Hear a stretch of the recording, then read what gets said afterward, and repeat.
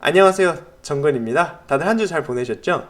오늘도 정근과 함께 알찬 전쟁사 이야기 진행해 보겠습니다. 오늘부터 노스케이프 해전 본편 이야기를 해볼 거예요. 그래서 오늘은 12월 20일부터 25일 크리스마스까지 일어나던 양측의 치열한 두뇌 싸움, 정보 싸움 등등의 이야기를 해볼 겁니다. 본래 전투가 벌어지기 이전에 양측 장군과 전략가들이 벌였던 지략 싸움, 정보전도 참 흥미롭거든요. 근데 안타깝게도 현재 저희가 찾을 수 있는 국내의 어떠한 서적에서도 노스케이프 해전의 이런 초반부 내용을 다루고 있질 않습니다. 온라인에서 찾을 수 있는 글에서도 이 내용은 다루지 않고 있고요. 그래서 오늘 저와 함께 자세히 노스케이프 해전을 둘러싼 여러 지략 싸움을 초반부의 그 엎치락 뒤치락하는 정보전을 좀 보려고 합니다. 오늘 이야기를 잘 이해하시려면요, 저번 에피소드를 기억해 주셔야 돼요. 일단 저번 편이 프롤로그인 만큼 노스케이프 해전이 벌어지게 된 그 뒷배경과 등장인물들을 짧게 이야기를 해봤습니다. 그래서 저번 편을 가볍게 1분 만에 요약하고 오늘 본편 진행해 보겠습니다. 우선 그 당시 1943년 12월, 그 당시가 어떤 때냐, 2차 세계대전 내내 영국이 소련을 돕기 위해 한창 수송선단을 계속 보내주던 때입니다. 이 배들에는 소련이 동부전선에서 쓸 무기들이 잔뜩 실려 있었고요. 그리고 이 수송선단을 막으려는 독일 함대, 그리고 지키려는 영국 함대 간에 벌어진 해전이 바로 노스케이프 해전입니다. 이 해전의 주인공들을 가볍게 봤었어요. 우선 독일 순양전함 샤른호르스트에 대해서 이야기를 해봤습니다. 독일 해군이 1943년 말에 갖고 있던 전함급 주력 함정이 딱 두 척 있었거든요. 그중 한 척이 바로 샤른호르스트입니다. 어찌 보면 독일 해군을 대표하는 함정이라 할 수 있고요. 가격 역시 그에 걸맞게 무시무시하게 비쌌습니다. 이 순양전함 샤른호르스트를 타고 해전을 치르게 될 사람이 바로 독일 해군의 베이 해군 제독입니다. 그리고 이에 맞서서 영국 수송함대를 지키고 동시에 노스케이프 해전을 치를 영국 홈플리트 수상함대를 지휘했던 사람이 있겠죠. 그게 바로 영국의 프레이서 제독입니다. 이 두 명에 관한 이야기도 저희가 저번 편에 봤죠. 자, 앞으로 이 주인공들이 현대사상 두 번째 마지막으로 벌어졌던 전함들의 해전을 치르게 될 겁니다.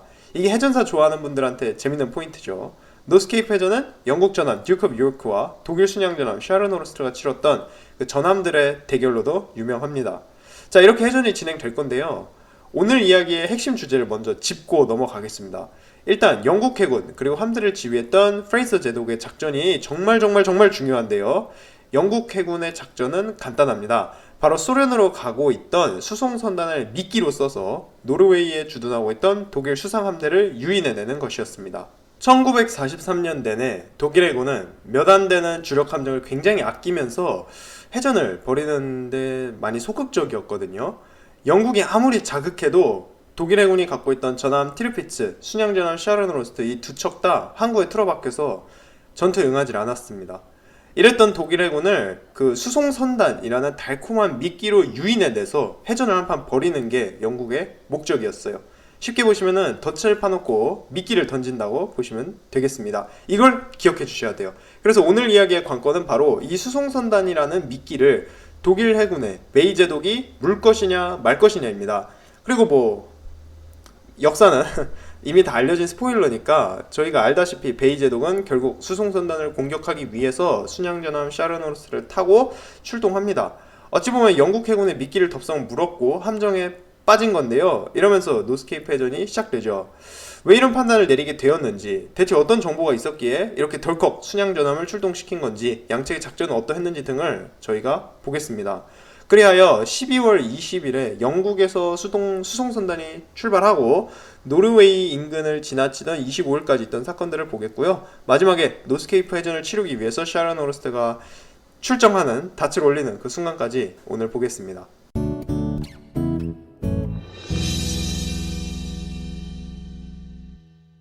노스케이프 해전을 두고 벌어졌던 일련의 사건들을 잘 이해하기 위해서 저희들은 본격 해전이 시작하기 이전에 1943년 12월 20일부터 이야기를 시작해 보겠습니다. 이날 노스케이프 해전의 주인공들이 어디 있었는지, 그리고 얘네가 각기 누구인지를 좀 보겠습니다. 자, 이날 12월 20일 오후 5시에 수송선단 JW55B가 영국에서 출발합니다. 네, 선단 이름이 JW55B입니다. 많이 나올 거기 때문에 이 선단 이름도 기억해 주셔야 하는데요. 얘네가 바로 노스케이프 해전의 핵심입니다. 이 수송 선단을 막으려는 독일 함대와 지키려는 영국 함대 사이에 해전이 벌어지게 돼요. 이 수송 선단에는 총 19척의 수송선이 있었습니다. 상선, 수송선 등등 합해서 한 11척 정도 있었는데요. 이 함대가 스코틀랜드 북쪽의 에베호에서 출발해서 소련을 향해 가게 되는 것이죠. 소련이 동부전선에서 싸우는데 필요한 물자를 산더미 같이 싣고 있던 수송선단입니다. 그리고 얘네의 최종 목표는 소련의 항구도시 무르만스크였어요. 얘네뿐만 아니라 모든 영국 수송선단의 최종 목적지가 여기였습니다. 이 무르만스크 인근에 소련의 북부 함대가 주둔하고 있었어요. 또한 여기서 소련 각지로 신속히 이동할 수 있는 철도가 다 뻗어 나가고 있었습니다.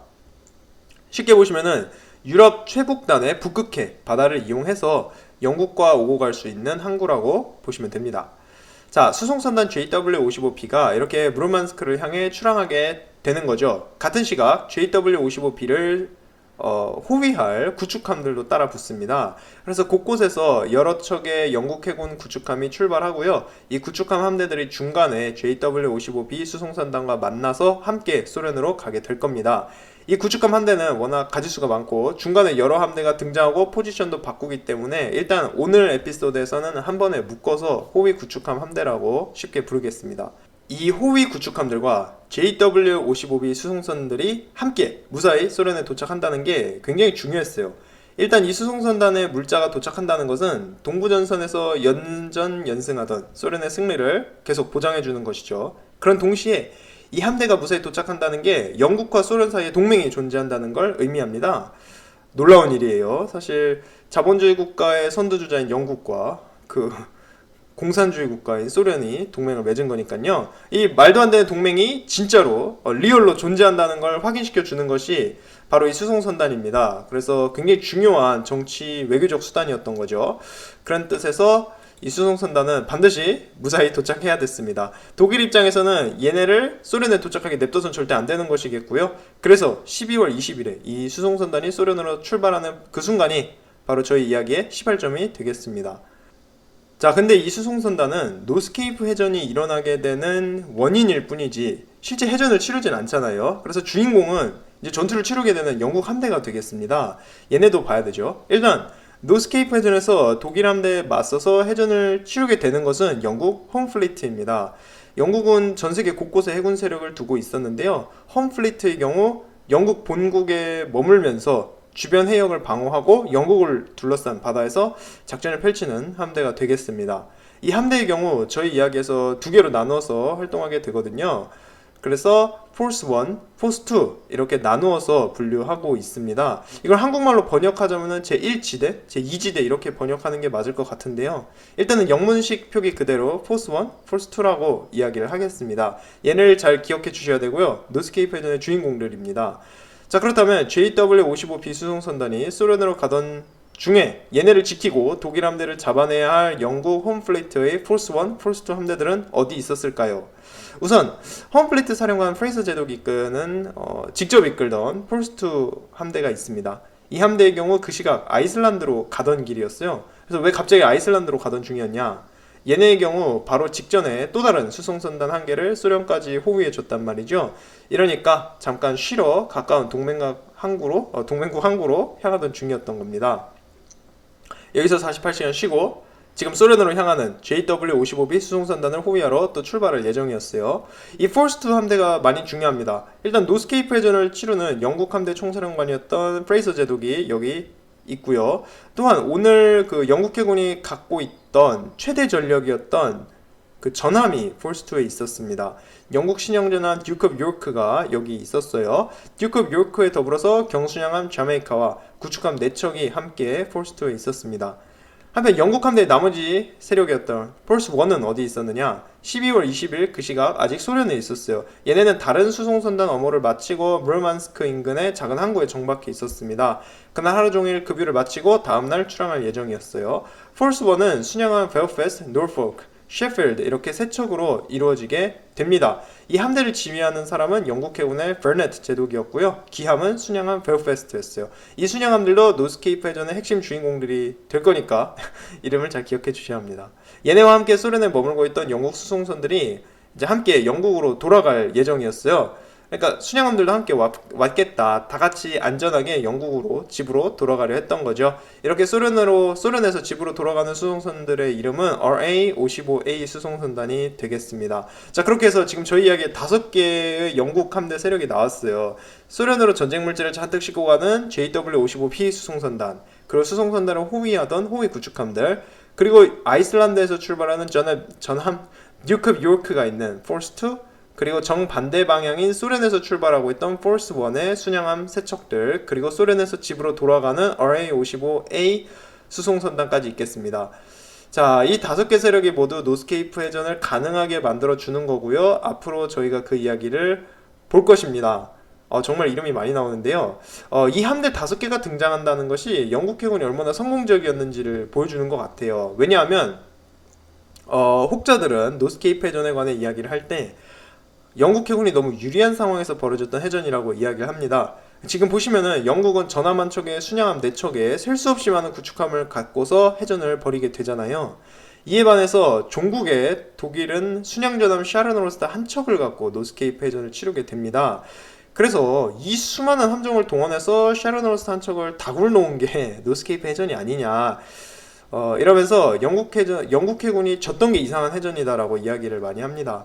근데 방금 봤더니 5개의 각기 다른 함대가 손발이 착착 맞아서 샤르노로스트를 완벽한 함정에 빠뜨렸다는 게 굉장히 중요한 거예요. 이 5개 함대 모두 제대로 연락을 취할 수도 없었고요. 각기 다른 지휘관이 있다는 걸 명심해야 합니다. 이 5개 함대가 완벽한 팀워크를 해내서 샤르노로스트를 함정에 빠뜨리게 되는데요. 그것이 바로 노스케이프 해전의 핵심 내용입니다. 그 과정은 절대 쉬운 것이 아니고요. 정말 영국 해군의 실력과 이를 지휘했던 프레이저 제독의 그 놀라운 능력이 돋보인 부분이라고 생각해요. 그래서 그걸 앞으로 볼 겁니다. 자, 영국이 이런 세력을 동원했던 반면 독일 해군은 어땠을까요? 일단 독일 해군한테는 유보트 잠수함들이 있겠죠. 이 잠수함들은 영국 수송선단이 오고 가는 바다 곳곳에 숨어서 활동하고 있었습니다. 또한 독일군한테는 노르웨이 바다와 바렌츠해를 샅샅이 뒤지던 정찰기들이 있었고요.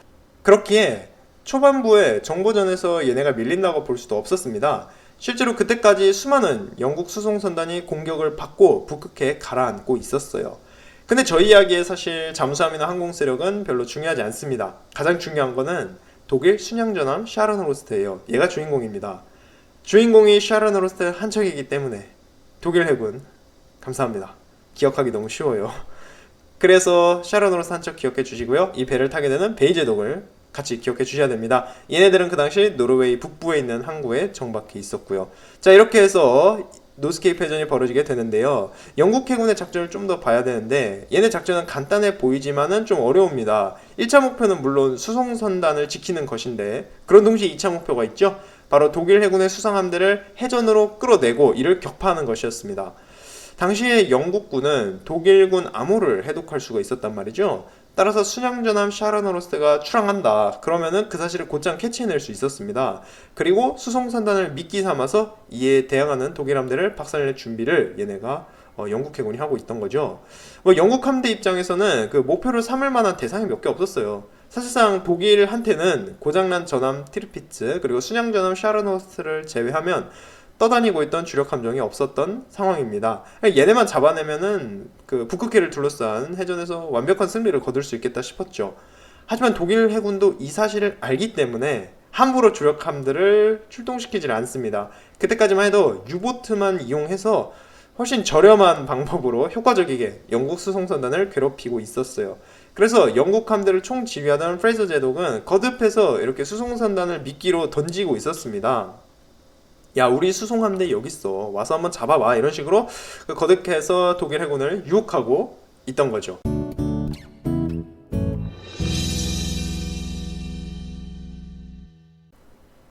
그렇게 노스케이프 해전은 영국 수송선단을 잡기 위해서 순양전함 샤르노로스트가 출동하면서 일어나게 됩니다. 근데 여기에 대해서 독일 함대를 지휘하던 베이제독을 비난할 수 있어요. 수송선단을 공격하기 위해서 값비싸고 매우 아껴야 했던 존재인 주력함정을 출동시킨 거니까요. 어찌 보면 영국 해군이 던졌던 미끼를 덥석 물었던 겁니다. 바보 같다고 할 수도 있는데요. 그런데 베이제독과 독일 해군이 샤르노로스트를 출동시킬 수밖에 없던 이유가 사실 있습니다. 그걸 좀 봐야 되죠. 우선 독일 해군도 샤르노로스를 아껴보겠다고 함부로 출동시키진 않고 있었습니다. 그 대신 유보트 잠수함들이 활동을 하고 있었죠. 이 잠수함들은 샤르노로스트보다 훨씬 값도 저렴했는데 거기에다 효과도 좋았어요. 완전히 영국 수송선 킬러였습니다. 그런데 11월 셋째 주에 영국의 대규모 수송선단을 유보트들이 한 척도 못 잡고 그냥 놓쳐버리는 일이 일어나게 돼요. 여기는 여러 가지 이유가 있었는데요. 일단 북극해 담당이었던 독일 해군 아이젠벌트 함대의 그 작동 가능했던 유보트가 4척밖에 안 남아 있었다는 거죠. 거기에 날씨도 험해서 잠수함들이 활동할 수가 없었습니다. 뭐 여러 가지 이유로 독일 잠수함들은 영국 수송선단을 그대로 놓쳐버려요. 여기에 더해서 노스케이프 해전이 일어나기 직전이었던 12월 19일에 또 다른 수송선단이 샤샤샥 독일 해군 틈을 빠져나가서 소련에 도착합니다. 이 두 번 모두 정찰 보고가 늦게 이루어지면서 유보트들이 공격할 틈도 없었어요. 자, 근데 이러한 11월, 12월 두 달 모두 순양전함 샤르노로스트는 싸울 준비를 다 갖춰둔 상태로 있었단 말이에요. 연료 탱크도 풀로 채워두고 전투에 나설 준비는 되어 있었는데 수송선단이 코앞을 지나가는 그 순간까지도 정작 실전에 투입되질 않았던 겁니다. 맨날 대기 상태로 항구에서 놀고만 있었어요. 그래서 독일 해군 입장에서는 그 나름대로 전함이라고 부르던 게 샤르노로스트인데 제대로 싸우지도 못하고 맨날 시간만 때우면서 노르웨이에 있던 겁니다. 그런 와중에 영국 수송선들이 맘 놓고 오고 가고 잠수함들이 이걸 못 막고 놓쳐버리니까 해군 제독들이 분통이 터지는 거예요. 샤르노로스트가 나섰다면은 수송선단을 잡아낼 수도 있었을 것 아니에요. 적어도 영국 배들이 소련에 전쟁 물자 갖다 주고 이런 거를 코앞에서 보고 가만히 있을 수는 없다는 거죠.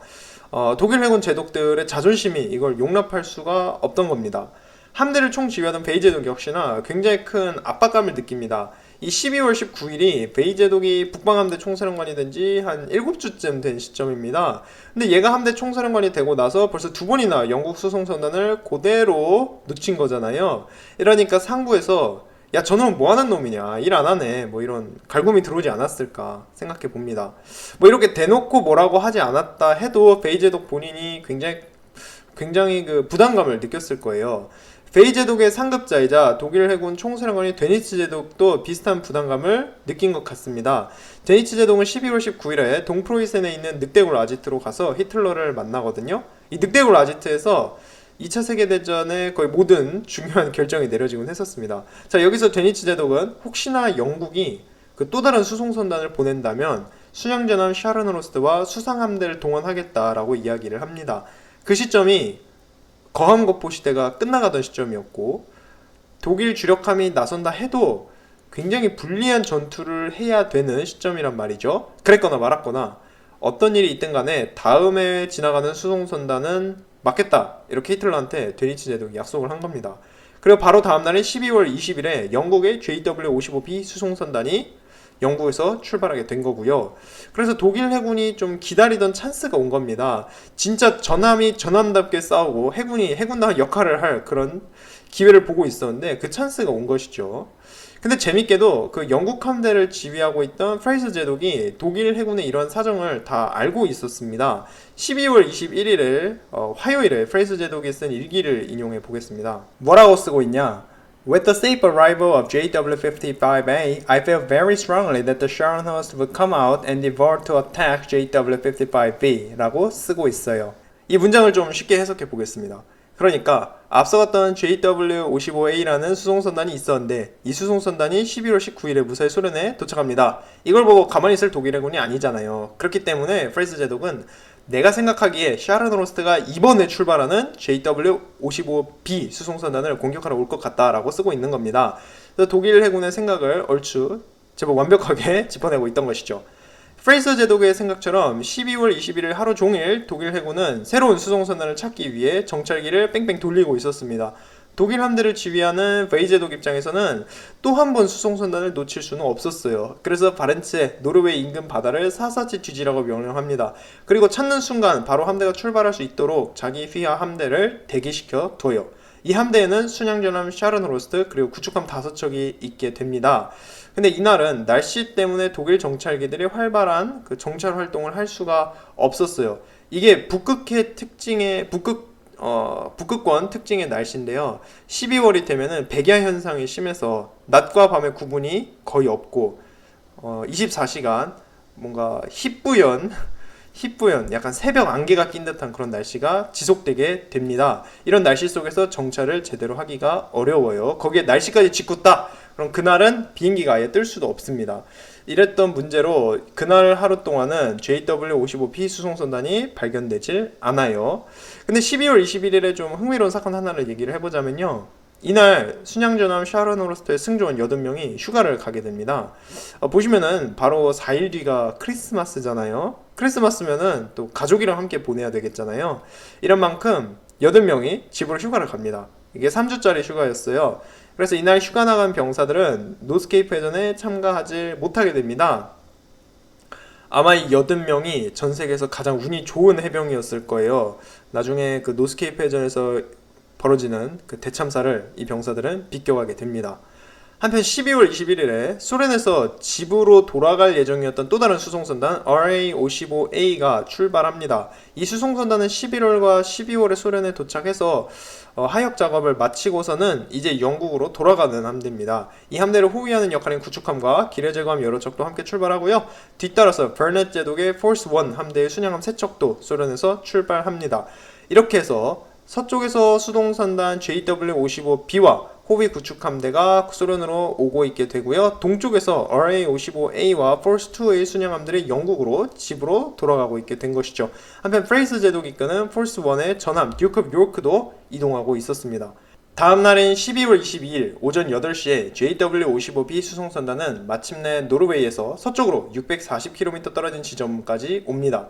여기서부터 사실상 위험존에 들어가게 된 거예요. 더 이상 영국 본토에서 날아온 전투기가 수송선단을 지켜줄 수가 없게 됩니다. 앞으로 독일 잠수함을 피해서 순양전함 샤른호르스트를 피해서 목적지인 소련까지 가야 하는 거죠. 그리고 그날 오전 11시에 독일의 융커스 88 폭격기가 정찰 도중 영국 수송선들을 처음으로 발견합니다. 폭격기 조종사들은 그 즉시 이 소식을 본부에 알리고요. 근데 조종사들이 정찰 보고를 좀 잘못 알리는 바람에 독일 본부에서 일대 혼란이 생깁니다. 조종사들이 병력을 싣고 있는 40척의 수송선에 항공모함까지 발견했다고 보고를 했거든요. 이 때문에 처음 보고를 받았던 독일 공군은 영국군이 노르웨이에 상륙작전을 감행하려 한다고 받아들입니다. 정말 큰일 날 사실이죠.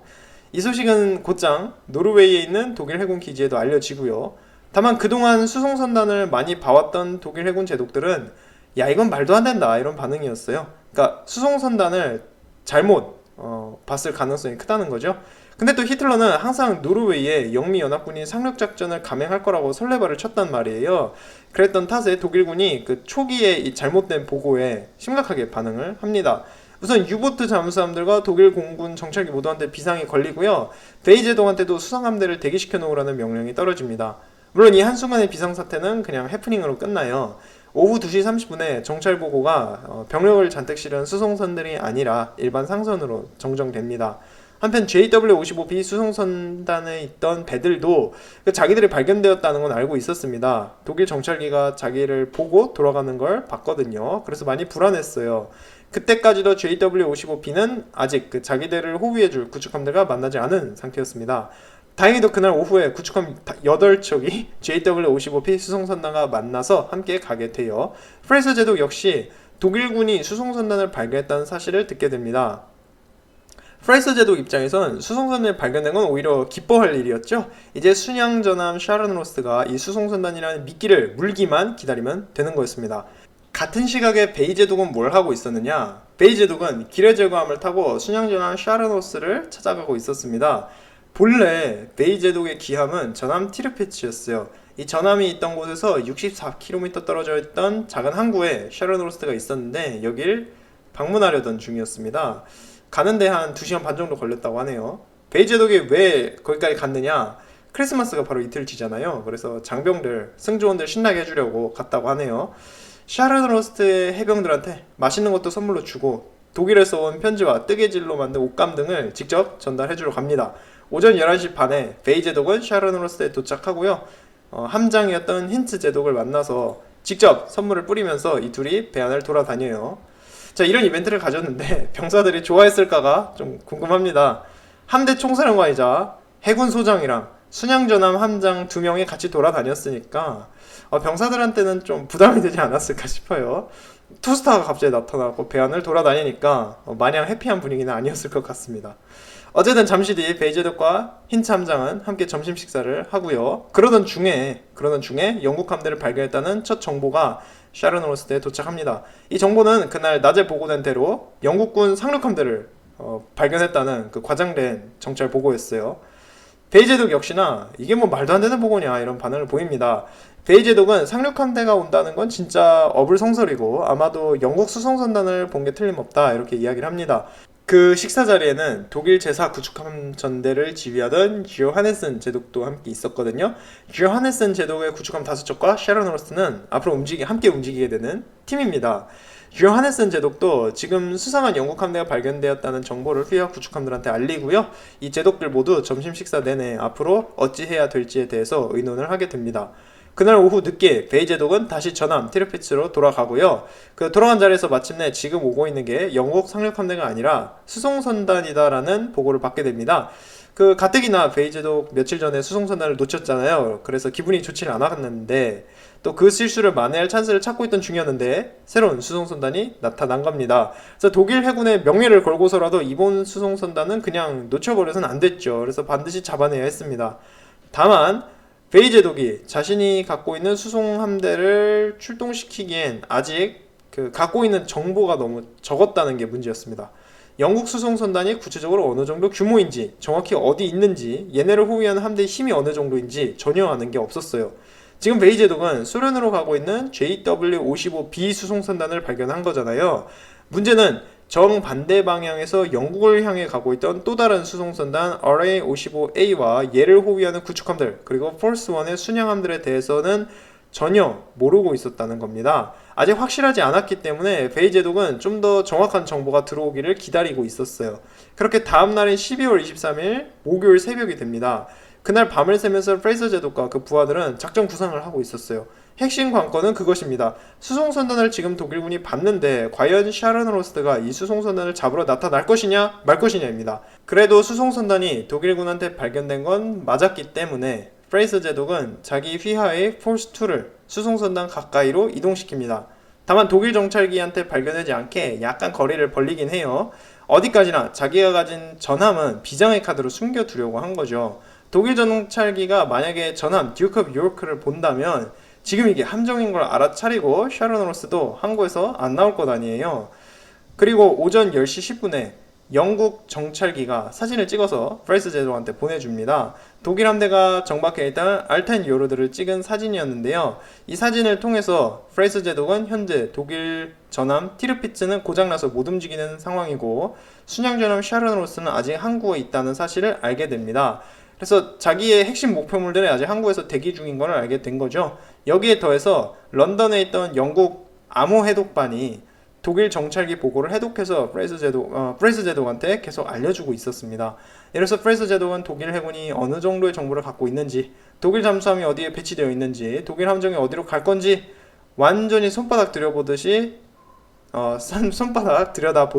다 알 수 있던 거죠. 그리고 이에 맞춰서 자기 함대를 적절하게 배치할 수 있었습니다.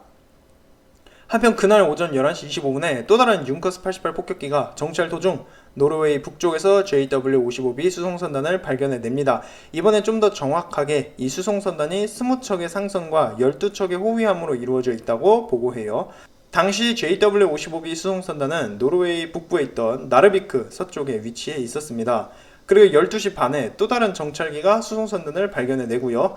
영국 수송선단이 각 1만 톤급의 상선 17척, 3척의 유조선으로 이루어져 있다고 찾아냅니다. 또한 서너 척의 순양함과 9척의 구축함으로 이루어진 호위함대가 이 수송선단을 지키고 있다고도 보고하고요. 호위함대의 규모가 좀 과장되긴 했지만 제법 정확한 보고였습니다. 정오 무렵 JW-55B 수송선단 위에 독일 정찰기가 계속 날아다니면서 선단을 쫓아와요. 스토킹하고 있다고 보시면 됩니다. 독일군은 기분이 좋았어요. 야, 찾고 있던 수송선단도 발견했고 이놈들이 어디 있는지 어느 정도 규모인지 다 파악할 수 있고 계속 쫓아가고 있으니까 대박! 이렇게 생각했을 것 같아요. 반대로 영국 해군과 프레스 제독 역시나 크게 기뻐하고 있었습니다. 왜냐 자기들이 바랬던 대로 독일군이 수송선단을 찾아내줬고 계속 추격하고 있잖아요. 미끼를 물기 직전인 셈입니다. 낚시할 때 입질 오는 그런 느낌일 것 같아요. 프레스 제독은 이제 수송선단이 제대로 발견됐으니까 독일 해군한테 약 36시간 정도의 시간이 남았을 거라고 판단합니다. 이 36시간 내로 독일 해군의 베이 제독이 어떤 액션을 취하지 않는다. 그러면 수송선단이 빠져나가버려요.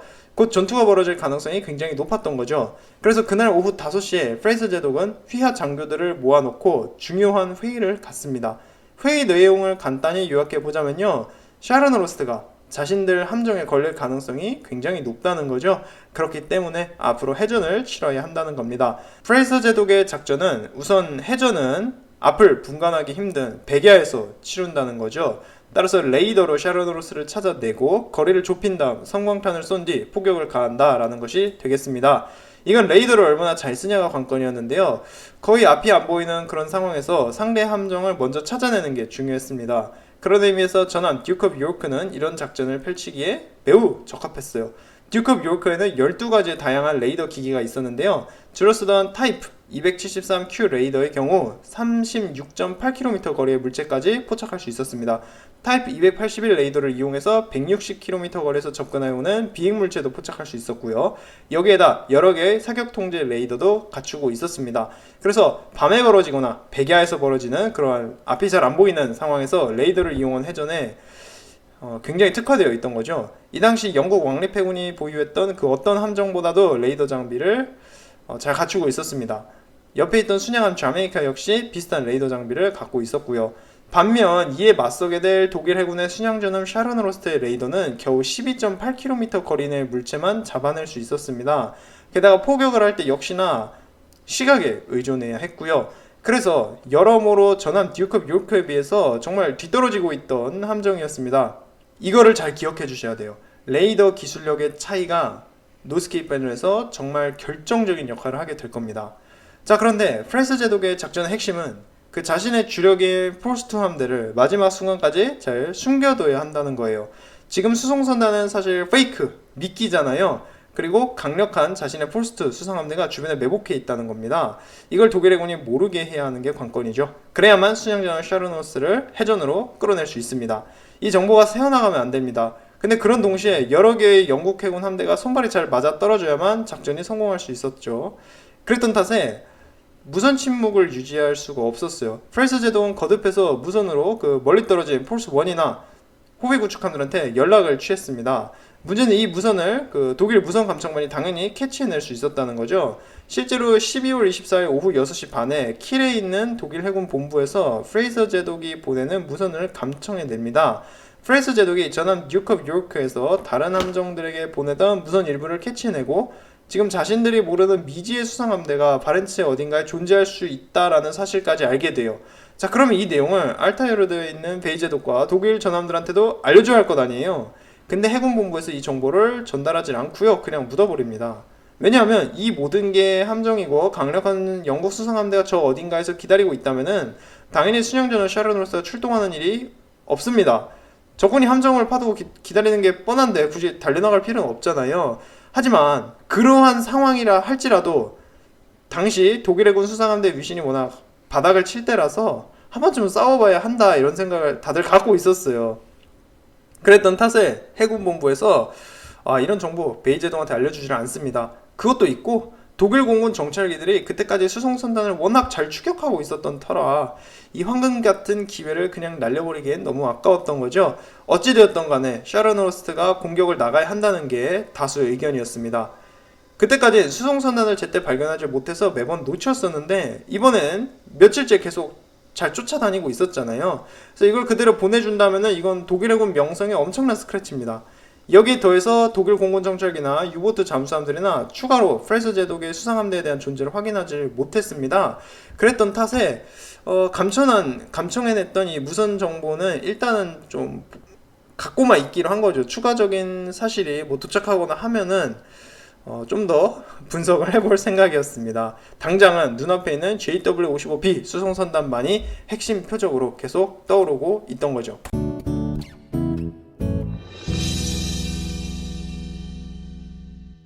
그렇게 12월 25일 크리스마스 아침부터 이야기를 해보겠습니다.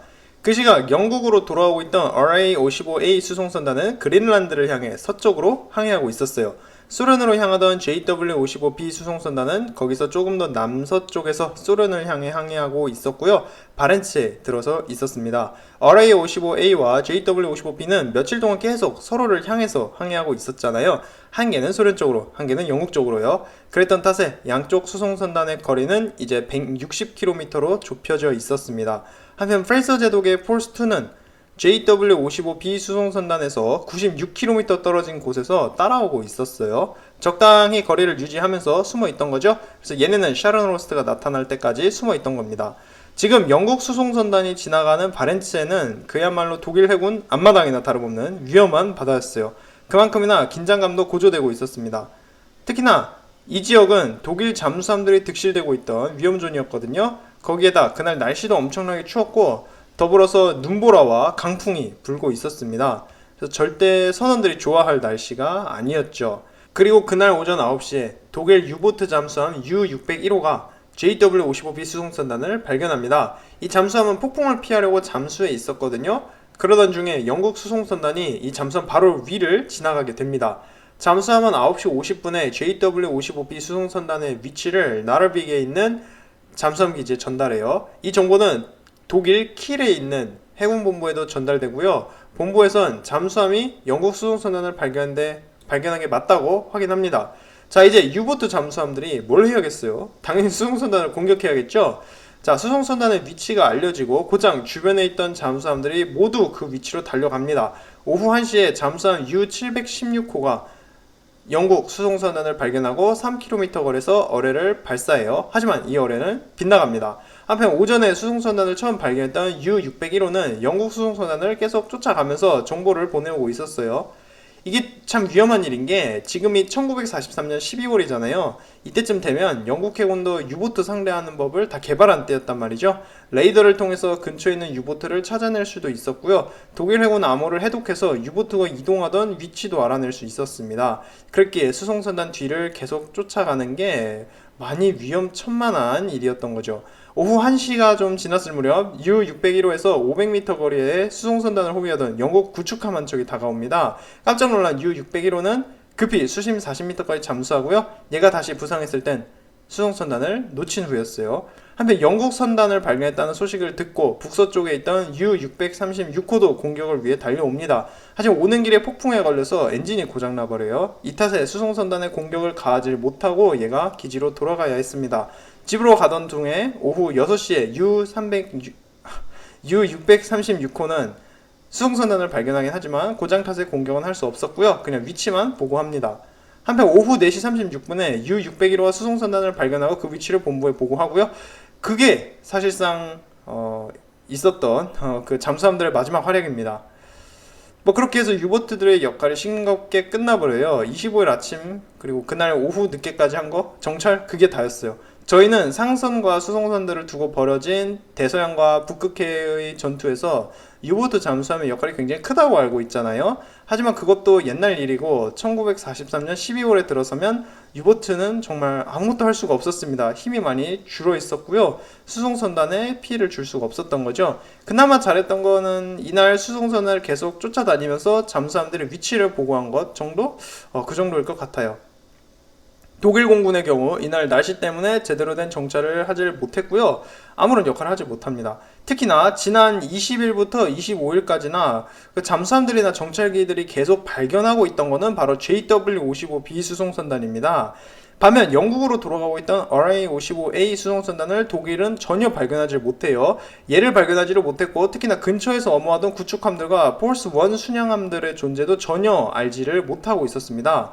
물론 킬에 있던 독일 해군 본부와 그리고 베이제동 모두 또 다른 영국 함대의 존재가 있을 것이다 라고는 얼핏 예상하고 있었어요. 다만 베이제독의 상관들은 이런 정보가 있든 또는 정보가 부족하든 간에 순양전함 샤론으로서는 무조건 나서야 한다 라고 생각하고 있었단 말이죠.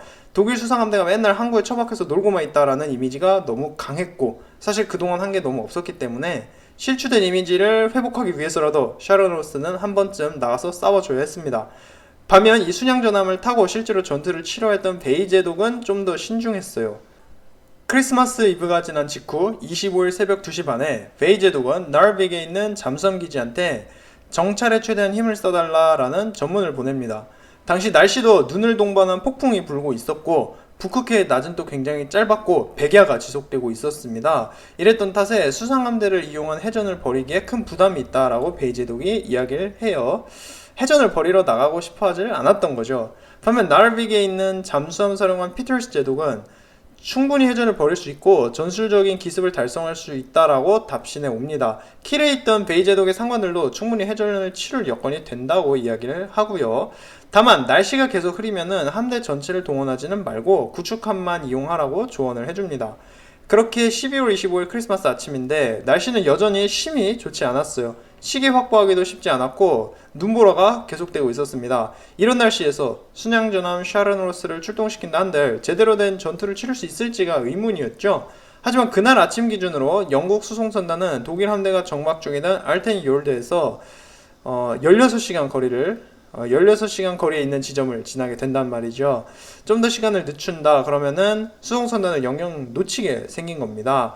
그랬던 탓에 날씨고 뭐고 간에 베이 제독의 상관들은 크리스마스 이미 샤르노로스를 출동시키기로 마음을 먹은 거죠. 크리스마스 이브 저녁 11시 37분에 샤르노로스의 공격 승인과 그런 작전 등에 관한 내용이 해군 총사령관 데니츠 제독한테 전달됩니다. 데니츠 제독은 부하들과 함께 크리스마스 이브를 보내기 위해서 파리에 가 있었거든요. 그래서 기분이 좋아야 할 크리스마스 이브에 굉장히 중요한 사안에 대한 그 결정을 내려야 하게 생긴 거죠. 데니츠 제독 지인들은 그날 저녁에 제독이 매우 기분이 안 좋아 보였고 말수가 적었다라고 이야기를 합니다. 그만큼이나 심각한 고민을 하고 있었어요. 다음날 크리스마스 아침에 데니츠 제독은 비행기를 타고 베를린에 있는 자기 본부로 돌아옵니다. 비행기에 앉아서 계속 샤르노스트의 예상 항로, 수송선을 공격할 예정과 작전 등에 관한 그런 자료들을 읽으면서 고민했다고 합니다. 그도 그럴 것이 샤르노스트는 독일 제국이 갖고 있던 유일한 전함 두 척 중 하나입니다. 또 전함 티르피츠가 고장난 그 시점에 독일한테 남아있던 유일한 전함이기도 했고요. 얘를 지금 정찰 정보도 부족하고 날씨도 개판인 이 상황에 선뜻 내보내기란 어려운 거였죠. 무엇보다 2차 세계대전의 그 현대해전에서 전함이 그닥 큰 힘을 발휘하지 못한다는 게 확인된 때이기도 하고요. 여러 가지로 데니츠 제독도 고민을 합니다. 하지만 생각같아 샤르노로스의 공격을 결국 승인해요. 그래서 오후 2시 12분에 킬에 있는 해군본부에 연락해서 샤르노로스와 전함함대한테 공격을 나가도 좋다라는 이야기를 데니츠 제독이 합니다. 1시간 뒤 이 명령을 담은 전문이 노르웨이로 날아가고요. 크리스마스 오후 2시 반에 나르베게에 있는 잠수함 기지에서 알타에 있던 독일 함대한테 출격 명령이 떨어졌음을 알려옵니다. 베이 제독은 전함 티르피츠에 타고 있다가 마침내 전투 시간이 왔음을 알게 돼요. 전날 잠수함들도 다 허탕치고 독일 공군도 제대로 활약할 수 없는 이 상황에서 마침내 순양전함 샤르노스가 나서야 했던 거죠. 그 전함 티르피츠의 경우 고장나서 전투에 나갈 수가 없었습니다. 그랬던 탓에 베이 제독은 출정 명령이 떨어졌음을 곧장 샤르노스와 구축함들한테 알리고 자기도 샤르노스에 타고 떠나야 했어요. 베이 제독은 명령에 따라서 작전명 어스프런트를 실행할 것이며 오후 5시에 출발할 수 있게 전투 준비를 하라는 명령을 내립니다. 그리고 자신도 급히 참모들과 함께 배를 타고 순양전함 샤르노로스트로 향해요. 그래서 앞으로 있을 해전에서 기함은 샤르노로스트가 될 겁니다. 한편 출발하라는 명령이 내려지니까 샤르노르스에 타고 있던 해병들은 뭐 온갖 가지 욕을 다 합니다. 출발 준비하면서 독일어로 할 수 있는 욕은 다 했을 거예요. 아니 크리스마스에 즐거운 하루를 보내고 있는데 웬 놈의 미친 제독이 출동하라고 명령을 내리는 거잖아요. 그래서 베이 제독한테 욕을 안 하면은 이상한 상황입니다. 한참 기분 좋은데 열받는 상황이죠. 거기다가 날씨도 엄청 춥고 눈보라도 불고 백야까지 있는데 북극해로 나가야 했으니까 다들 욕을 많이 합니다. 그러면서 준비를 하게 돼요. 수송함대 공격하러 나가야 될지도 모르기 때문에 베이 제독이 이미 사실 샤르노르스트한테 출발 준비 갖춰두라고 오전에 명령을 해뒀거든요. 그래서 그때까지만 해도 샤르노르스트의 승조원들은 이게 그냥 군기 잡으려고 내린 명령인 줄만 알고 있었어요. 그 외에 그 크리스마스 같은 휴일에도 꼭 우리 최소한의 군기는 유지하자 이런 온갖 잡다한 명령 내리면서 귀찮게 하는 상관들이 있잖아요. 그래서 샤르노르스트의 승조원들도 그 정도인 줄 알았어요. 그래서 오전까지만 해도 샤르노르스트에서는 크리스마스 파티가 한창이었습니다.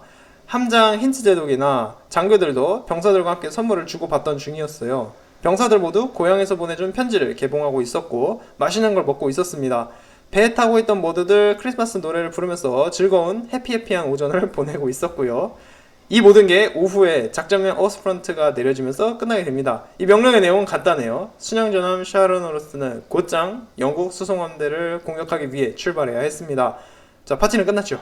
모두를 욕하면서 각자 위치로 향하고 샤르노로스는 출발 준비에 들어갑니다.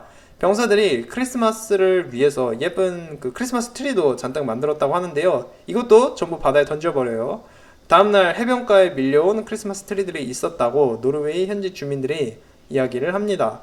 수장전함 샤르노로스트 함장 힌츠 제독도 준비에 바빴던 것 같아요. 워낙 정신이 없었던 터라 아내한테 보낼 편지도 못 붙였습니다. 그래서 현지 노르웨이 선원한테 편지를 건네줘요. 나중에 아내한테 이 편지 좀 보내달라고 말이죠. 이게 또 안타깝게도 힌츠 제독이 살아서 쓰는 마지막 편지가 됩니다. 그렇게 샤르노로스는 준비를 끝마쳐요. 크리스마스 분위기는 온데간데 없고 곧 해전을 치르러 나가는 순양전함 한 척으로 변신한 거죠. 하지만 샤르노로스트가 예정보다 출발 시각이 조금 늦어집니다. 왜냐하면 총사령관 베이 제독이 지각을 해서 그랬는데요. 베이 제독은 오후 2시에 참모를 비롯한 36명의 인원과 함께 구축함 G30에 탑니다. 얘를 타고 샤르노로스트가 있는 항구마을까지 오려고 했어요. 근데 이 구축함에도 물자를 실어야 했던 탓에 시간이 많이 지연됩니다. 그래서 결국 베이 제독이 순양전함 샤르노로스트에 나타난 거는 오후 6시 30분이었습니다. 베이 제독이 타고 마침내 오후 7시에 샤르노로스트가 출항해요. 함장 힌츠 제독은 승조원들을 후가판으로 모이라고 명령합니다. 그 자리에서 도미닉 1등 항해사가 샤르노로스트의 임무에 대해서 설명을 해줘요. 임무야 간단합니다. 동부전선으로 가는 물자를 실은 수송선단이 지금 오고 있고 이 수송선단을 제거하는 게 우리 샤르노로스트의 임무다 이겁니다. 저녁 8시 반에 샤르노로스트는 피오르드를 빠져나가서 마침내 공해로 나옵니다. 샤르노로스트 주변에는 요하네슨 제독이 이끄는 구축함 5척이 따르고 있었고요. 이 구축함들 5척 모두 샤르노로스를 감싸듯 에워싸고 함께 항해하게 될 겁니다. 그래서 순양전함 샤르노로스를 지켜주는 거죠. 크리스마스가 다 끝나가던 12월 25일 저녁 11시에 이야기였습니다. 독일 해군의 목표였던 영국의 JW-55B 수송선단은 샤르노로스트로부터 북서쪽으로 400km 떨어진 곳에 있었어요. 만약 샤르노로스트가 빠른 속도로 항해를 한다면 다음날 오전 11시 무렵 영국 수송선단을 덮칠 수 있을 듯 보였습니다. 하지만 같은 시각 영국 함대는 샤르노로스트가 이렇게 출동하기만 항구에서 나오기만을 계속 기다리고 있었죠. 영국 해군이 파뒀던 완벽한 함정 속을 향해 달려가고 있던 겁니다. 그 시각에 샤르노로스트의 목표였던 JW-55B 수송선단을 지키는 호위 구축함이 무려 12척으로 들어있었어요. 또한 폴스 1의 순양함들도 RA-55A 수송선단을 지키다가 해전을 치르기 위해서 남쪽으로 내려온 상황이었고요. 만약 샤르노로스트가 영국 수송선단을 덮친다 한들 호위 구축함들과 폴스 1의 순양함들이 충분히 얘를 상대할 수 있었습니다. 적어도 프레이서 제독이 이끄는 폴스 1의 전함 듀크 오브 요크가 폴스 2의 폴스 2의 전함 듀크 오브 요크가 도착할 때까지 시간을 끌 수 있었고 더 잘하면은 얘네만으로도 전함이 오기 전에 샤르노로스를 이길 수 있을 듯 보였어요. 이 모든 영국 함대들이 노르웨이 노스케이프에서 380km 떨어진 지점 부근에 있었고요. 드디어 해전이 치러질 무대가 다 갖춰진 겁니다.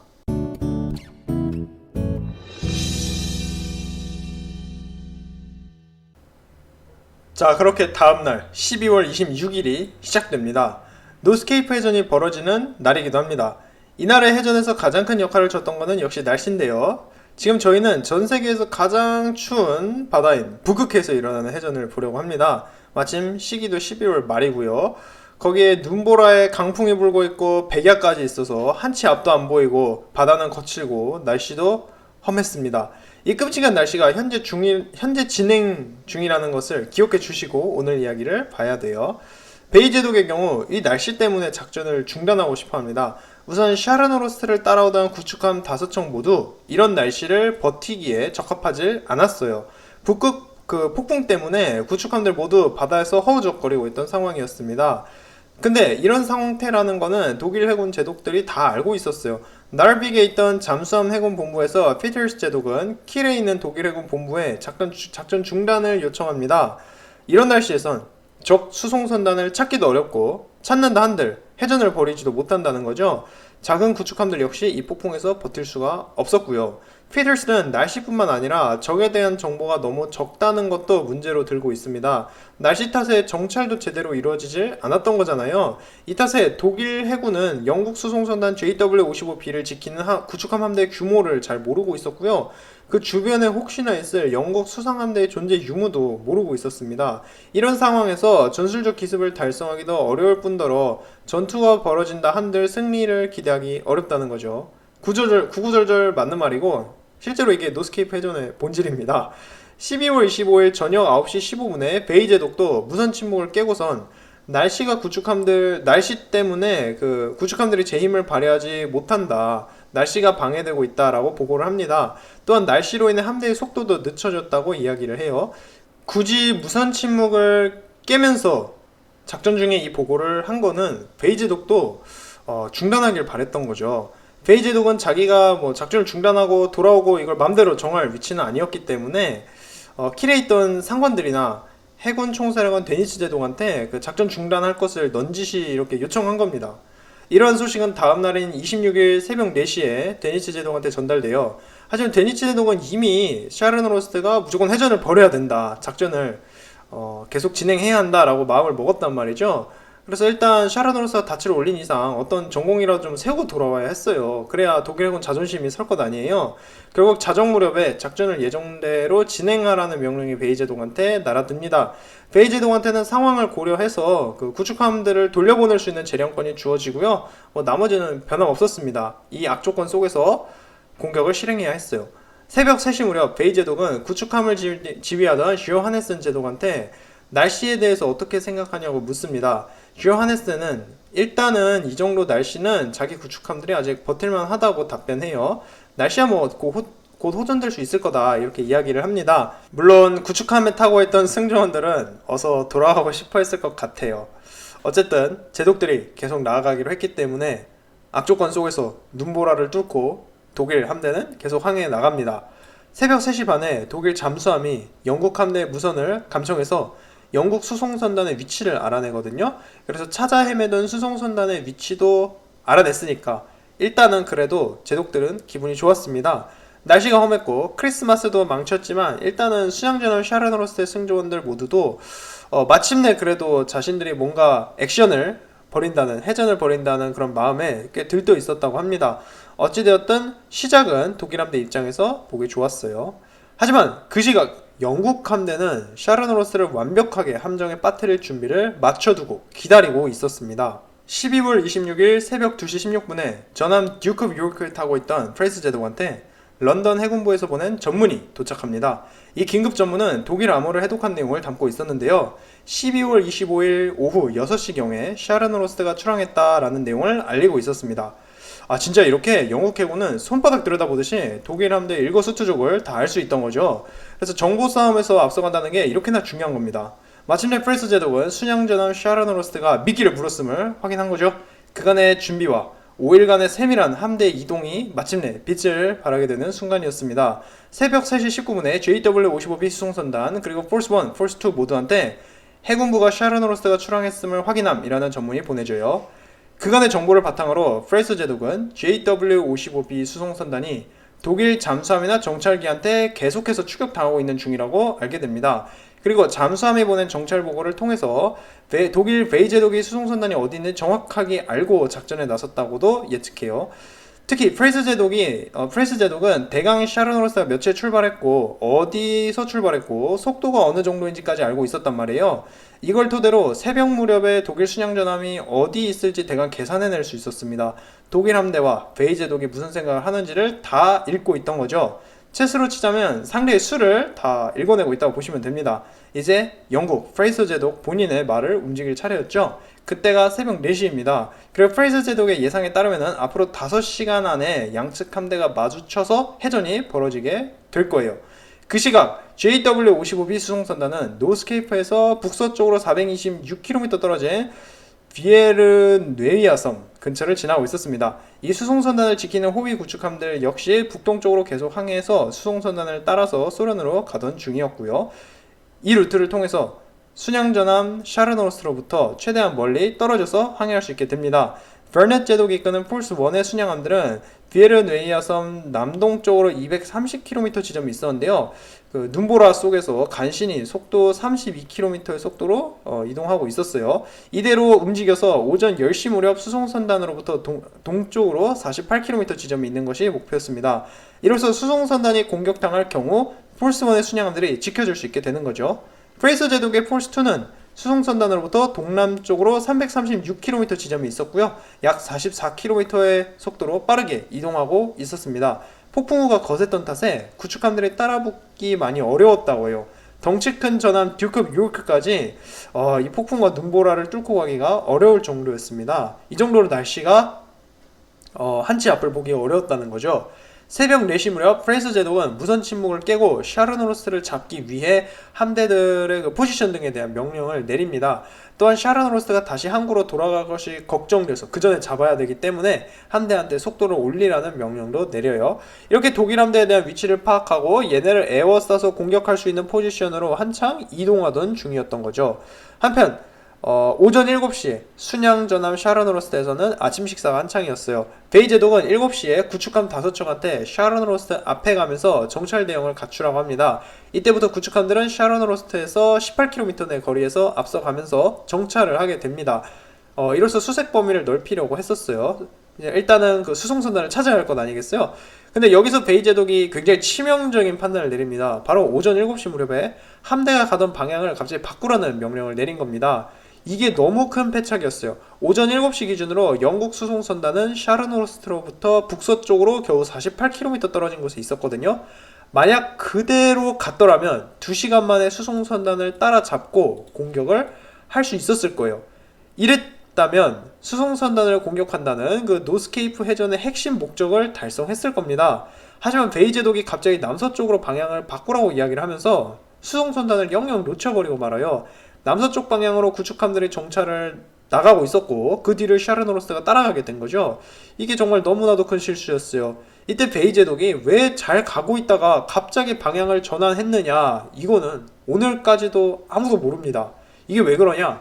베이 제독과 그 참모들을 포함해서 순양전함 샤르노로스트의 지휘부 어느 누구도 노스케이프 해전에서 살아남질 못했습니다.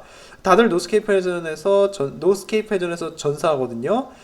이렇게 되면서 대체 지휘부가 왜 이런 판단을 내렸는지 아무도 모르는 겁니다. 설명해줄 사람이 없어요.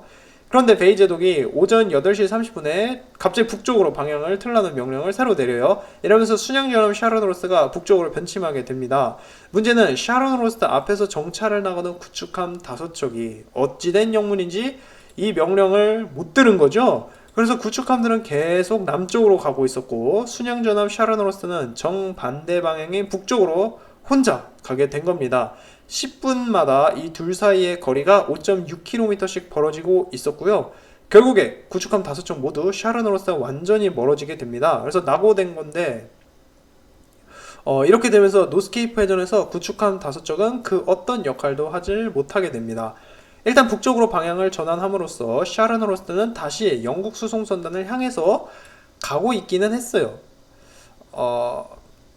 문제는 베이 제독이 설정한 지금 새로운 방향으로 가잖아요. 그러면은 수송선단을 만나기 이전에 영국 버넷 제독이 지휘하는 폴스 1 순양함들을 먼저 만나게 된다는 거겠죠. 방향을 바꾸고 북쪽으로 향하던 오전 9시 무렵까지만 해도 그 베이 제독은 제법 자신 있었습니다. 지금 폭풍이 심하긴 하지만 일단 오랜만에 독일 전함이 작전에 나섰고 또 수송선단이 어디 있는지 대강 위치도 알고 있었으니까요. 그러나 9시 26분에 갑자기 하늘에 조명탄이 터집니다. 이러면서 베이 제독의 그 행복한 꿈이 완전히 깨지게 돼요. 베이 제독이 전혀 예상하지 못하고 있던 영국 수상함대가 갑자기 나타나서 그것도 자기를 먼저 발견하고 조명탄을 쏘아 올린 거죠. 이 조명탄을 쏜 것은 영국 버넷 제독의 포스 1 순양함 벨패스트였습니다. 레이더를 통해서 샤르노로스를 순양함은 1시간 일찍 찾아냈고요. 거리에 들어오자마자 조명탄을 쏘아 올린 거죠. 그때가 되어서야 베이 제독은 자기가 영국이 파놓은 함정에 제대로 빠진 것을 알게 되었고요. 자기가 모르는 미지의 강력한 함대가 있다는 것도 알게 되었지만 때는 이미 늦었습니다. 독일군 모두가 기습을 당했고 노스케이프 해전은 시작되었어요.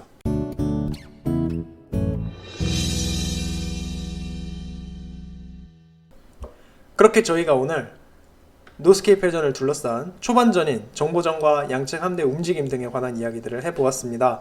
잘 다루지 않고 있는 이 초반부의 사건들을 저희가 자세히 봤는데요. 사실 제가 책으로 봤을 때 이 파트가 굉장히 빼곡한 글로 한 90페이지가 넘는 분량이었습니다. 그래서 그 부분이 등장인물도 참 많았어요. 영국 함대말도 지금 5개가 나오고 각기 이 함대마다 지휘관이 다 있습니다.